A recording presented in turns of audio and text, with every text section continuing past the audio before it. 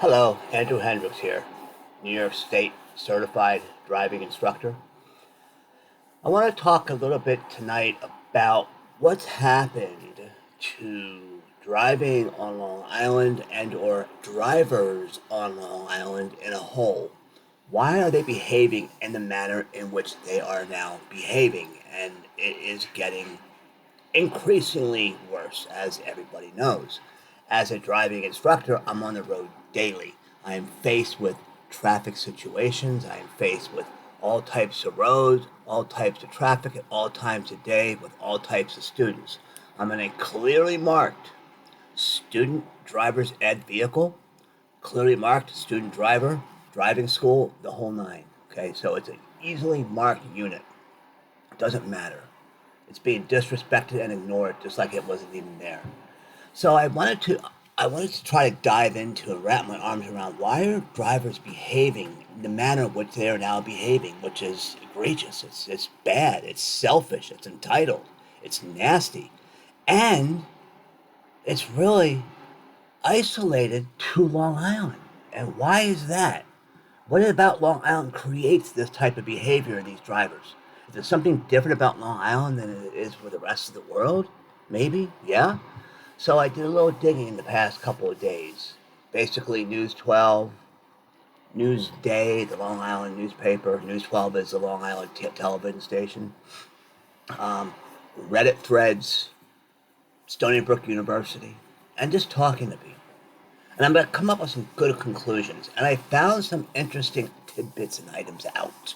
Something that might be able to help us, enable us to become more maybe aware drivers or defensive drivers, if you will, against this type of behavior, when to expect it, what to do when it occurs. A lot of different things and a lot of different ways to react when we see this. Some of it's good ways to react, and some of it's, well, not so good ways to react. So, why are Long Island drivers this way? Why are we often perceived as selfish, aggressive, entitled? You've seen it. Well, it's due, in my opinion, after researching, to a perfect storm of severe overcrowding. This island is so overcrowded. A culture of extreme entitlement. Good Lord, we know that is the case. And sadly, outdated infrastructure, outdated roads, inefficient roads. Okay, we all know this is the case. From their overcrowding of the roads, that their level of service is an F, or they're just poorly maintained, all the above, right? Why it happens? Extreme congestion, lots of people all in one space, with over 2.8 million residents of Long Island squeezed and compacted into this confined suburban area. The sheer volume of cars on these major arteries like the Long Island Expressway, the Southern Parkway, Sunrise Highway, all contribute to all these massive delays. It's a daily gridlock that causes these high driver stress and high driver impatience. The culture of entitlement. There's a strong localized habit of prioritizing one's own immediate progress over their traffic flow. So, in other words, they're more concerned about themselves than they are anyone else. Okay, this manifests cutting off other drivers, it manifests blocking intersections, and it manifests tailgating and ignoring turn signals to avoid waiting a few extra minutes. We have all seen it. We all shake our head, and it's there. It is a culture of entitlement. And I'll talk to you a little bit later on why I think that the pandemic, COVID, exasperated this culture. It made it worse. I think there's specific reasons why it happened, okay? Um, and then finally, the roads themselves, the infrastructure, the roads, especially the parkway built in the 50s. The parkway systems here in Long Island were built in the 50s. They didn't plan on this type of volume, okay? And it can't handle this level of volume, as you can plainly tell, okay? So Long Island's roads were built decades and decades and decades ago for a much smaller population, forcing a mix of high-speed parkways and tightly spaced exits. Okay, confusing merges and frequent pedestrian crossings. Okay, that breed all into this frustration. Okay, and this is according to other. This is conducted by Stony Brook and backed up by AAA. Okay, aggressive driving incidents such as weaving in and out of traffic and outright road rage have surged. These numbers are surging yearly. They're increasing high numbers. Okay, in both Nassau and Suffolk County, Suffolk being worse. Okay, the selfish driving behavior is largely a learned adaptation. We learn it. We're not built, and it's not built in us. We learn it and act out. And it is out of the traffic and outright road rage that creates this, and the selfish driving is a learned adaptation of the daily chaos. Listen to this: navigating already on Long Island's crowded roads. So we're already agitated before we even get out there, and we add what we see out there to that, and it just creates an enraged individual. Raise your hand if you've never been enraged. Yeah, everyone, keep your hands down because you all have at one point. Okay. Long Island drivers are widely known for their aggressive habits, tailgating, cutting people off, because of the region's high extreme congestion. We're already known. With limited alternative routes, because it's an island, there's not many other places you can go, high stress commutes, and a culture that revolves entirely around cars. Okay? The pressure causes tempers to flare, and listen to this is something I'll be talking about later, a me first attitude to take over. Several localized factors fuel this aggressive driving culture on Long Island. Let's talk about these factors. One, like I said, the severe overcrowding. Okay, the severe overcrowding. There's too many freaking people here. Okay, it is what it is. We are a metropolitan area outside of New York City. I got news for you. It's always going to be this way. We consistently have an urgency to to beat the traffic. What does this lead to? Weaving between lanes. This is where the weaving begins. I'm talking lane to lane to lane to lane. Okay, it involves speeding. I mean, not just one car speeding, not just a couple. The entire population is driving above the speed limit.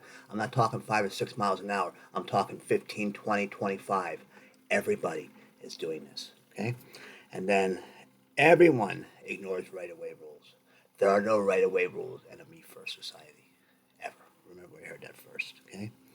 The hyper-commuter culture. Long Island is a heavily car-dependent area. We're car-dependent. It's not like Manhattan or the boroughs, okay? And we have expensive tolls to bear. We have deteriorating roads, long commuter times, and this all equates to frustration, okay? No rules of the road. Here's what that means. A common local consensus suggests that using blinkers, turn signals, is seen as a sign of weakness,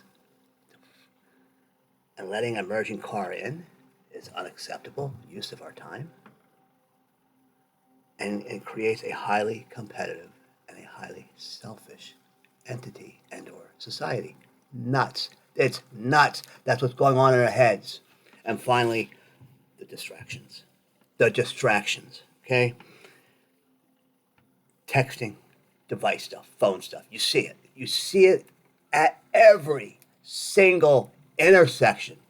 You see a car not going on a green light. Why? Phone, device. Then you hear what? Honking. And then you see what? Finger, whatever. You see what I'm saying? This is all enraged, focused because of distractions. Okay? Long Island drivers become noticeably more aggressive and reckless following the onset of the pandemic, like I mentioned. Okay? After the initial 2020 lockdown, what happened was the roads got cleared. There was nobody on the roads, except for a handful of people. Okay? Those handful of people then, it created a subset of motorists then to engage in their own laws, basically lawlessness. Okay, they created their own rules. They traveled at their own speed. They did what they wanted when they wanted to. There was no one enforcing laws. And so when it came back to normal, guess what? They didn't revert back. They kept the same behavior And now you have normal traffic. In fact, now increased traffic, according to my figures, increased traffic pre-pandemic, and bad habits all creates what I call this chaos. Okay, so this is what has gotten worse on Long Island according to the numbers. Aggressive driving and speeding. The open roads that were created during the pandemic has led to an epidemic of speeding. Practices like tailgating, unsafe lane changes, and weaving through traffic, okay, especially on the Long Island Expressway and the parkways, okay, both the southern and the northern parkways, okay, have spiked dramatically. Two, increased fatalities, sadly, okay. Despite a reduction in total accidents, the crashes that are happening are much more dangerous, okay? The fatal crashes have surged, according to Newsday, okay? And then aggressive driving and impaired driving, of course, significantly have increased as well. And then that increases the deadliness of these accidents. Higher impairment, okay? Okay, fatalities involving drivers now, it's just more than alcohol. It's alcohol related, yes, but there's also other substances involved, making that impairment even more than it was when it was simply just alcohol related, okay? And then distracted driving is basically use of multiple mobile devices, okay? Distracted driving increased people on the roads with more distracted drivers, and in fact now with the e-commerce culture, deliveries, okay, the e-commerce and the home deliveries of almost everything now. You have like Amazon Flex instead of the Amazon truck now. A third of Amazon product is delivered by private drivers in their own vehicles. Did you know that? A third of Amazon product is delivered to you by Amazon Flex with their drivers in their own vehicles. This is all creates to that culture of too many freaking cars on the road. So this is what I'm seeing, okay, and this is creating that heavier congestion, the loss of mass transit confidence. With the train, we just had a strike. There's a lot of different things that have led to the mass transit lack of confidence, price increases. The infrastructure is old. It's not reliable. I'm not talking just the railroad. I'm talking the bus system. Everything, okay, is makes us a more car dependent society, okay, and then. And then, of course, the increase in e-commerce, home delivery. Okay, this is a problem, my friends. This is a problem. So, what do we do as new drivers, as driving students, as driving instructors about this? What do we do when we're out there on these roads and we're attempting to learn? What happens to us, first of all?